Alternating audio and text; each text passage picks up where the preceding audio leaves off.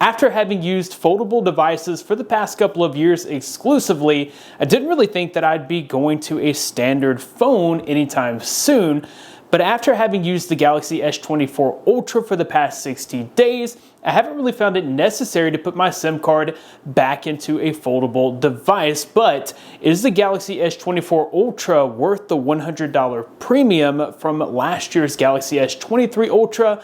Let's find out. The S24 Ultra features a very familiar design, the main difference here being a flat panel. So I was one of the people that really enjoyed curved displays. I just thought that they looked slimmer and sleeker, but really there's not too much difference because if you remember, the Galaxy S23 Ultra was almost flat. So now we have a completely flat front panel. You get benefits like the S Pen not sliding off the edge of the phone when you write towards the outer edge, and you also have easier to apply screen protectors. So for those reasons, I don't mind this flat panel. The other upgrades are going to be in durability. You now get a titanium frame, which should be much more durable than the aluminum frames of older Galaxy phones. You also get Corning's Gorilla Glass armor.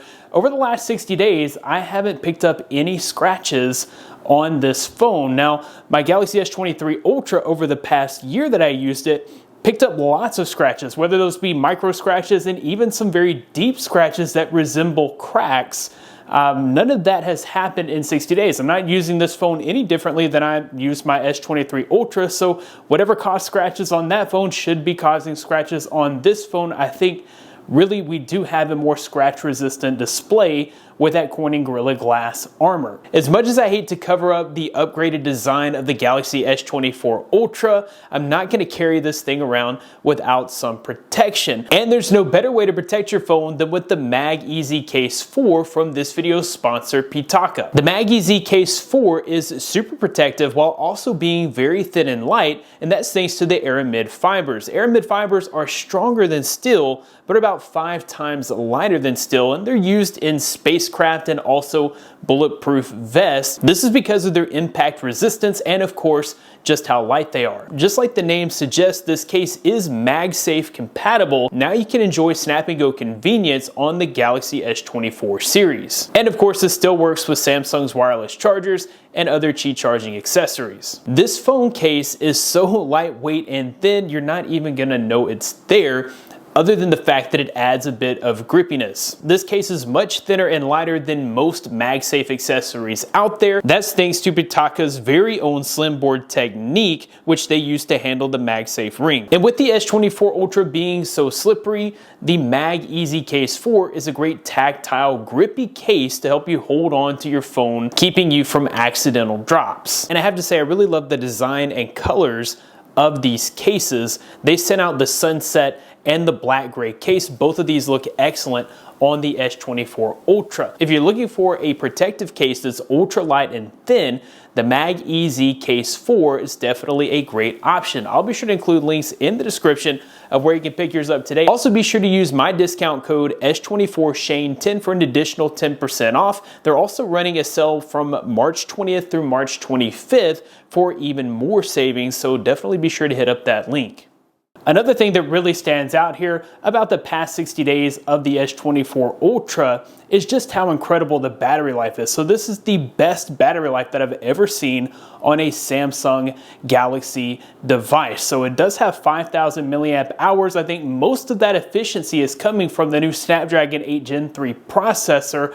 I'm able to get 8 hours of screen on time and still have 20 to 25% battery left. I've never been able to fully drain this phone over the past 60 days. It's never run out of battery on me, and I've had some pretty long days going past midnight still having plenty of juice to get me to the next charger. So battery life has been incredible. I'm averaging, like I said, anywhere from 7 to 10 hours of screen on time. Speaking of the Snapdragon 8 Gen 3 processor, this is the most powerful phone that I've ever used. Certainly the most powerful Samsung phone that I've ever used. This does beat out the iPhone 15 Pro Max with the A17 Pro processor in multi-core processing, which is the first Android device to ever accomplish that. That performance definitely translates benefits to my day-to-day usage, scrolling from screen to screen, opening up applications, and even being able to keep several applications open in the background.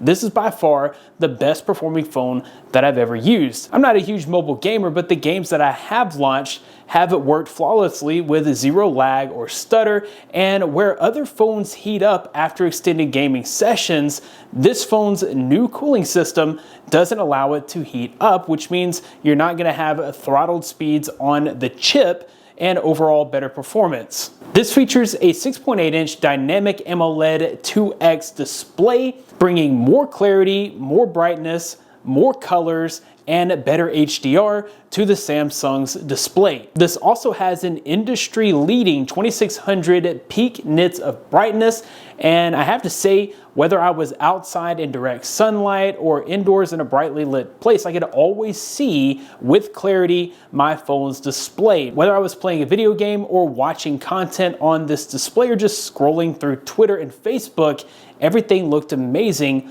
on the display of the Galaxy S24 Ultra. It does seem that people are divided on this camera's performance versus the S23 Ultra, and what I have to say is over the past 60 days, this camera has performed just as good as the camera on my Galaxy S23 Ultra. I think where people are really upset is that Samsung took away the 10x optical zoom in favor of a 5x optical zoom with more pixels. So you get a 50 megapixel 5x optical zoom lens. In my own use case, I haven't really noticed much of a difference. Obviously, whenever you do go out to 10x, and especially when you max that out to 30x or 100x, you are going to see a little bit more detail on the Galaxy S23 Ultra's telephoto zoom lens, but not enough for that to be an issue. My daughter was a part of the all-state choir. The performance was in a large auditorium with a balcony. I was on the second balcony and was using my 30x zoom, and I could get a very close-up shot that was usable with the zoom lens. So just as usable as what I would have probably gotten with, you know, a 30x zoom on the S23 Ultra, just with a little less detail. What I do really like here is the 5x zoomed video. I think the video, even when zoomed, looks really good on this camera. The 200 pixel main shooter does an excellent job. Whether I'm in well-lit conditions or in low-lit conditions, you can definitely see how great this camera performed in New York City at night. I have to say I've had a great experience with the camera on the Galaxy S24 Ultra. Of course, the main feature and probably the best reason to upgrade to the Galaxy S24 Ultra is the inclusion of AI, and there are lots of AI features that you're going to find on this phone. For the most part, I've found myself using these day to day, especially the circle to search. This is most useful when you're in an application and you would otherwise have to exit that application to open up Google to search for a certain piece of content. Here, you can just circle whatever's on your screen, and then that's going to bring up your search results. Another thing that's been fun to use, and I've actually found pretty useful, is the AI chat assist. So if you're chatting or texting, maybe you want to rephrase or reword something in a more formal setting or more casual setting, the AI can generate a different version of what you've already typed. So I do like that. On the Notes app, you can use AI to summarize your notes and put bullet points beside them. This allows you to take notes more quickly without having to worry about the formatting of the notes and getting it organized. AI can organize it for you.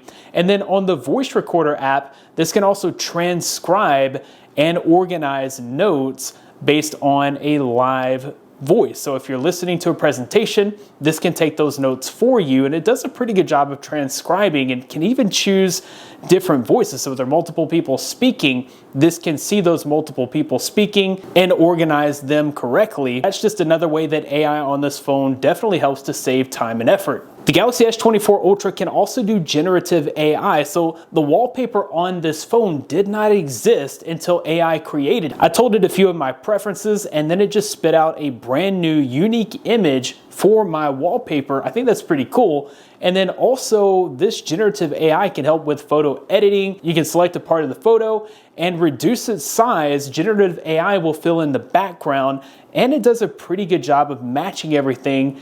It's super believable. Speaking of photo editing, another thing that AI is capable of is removing reflections.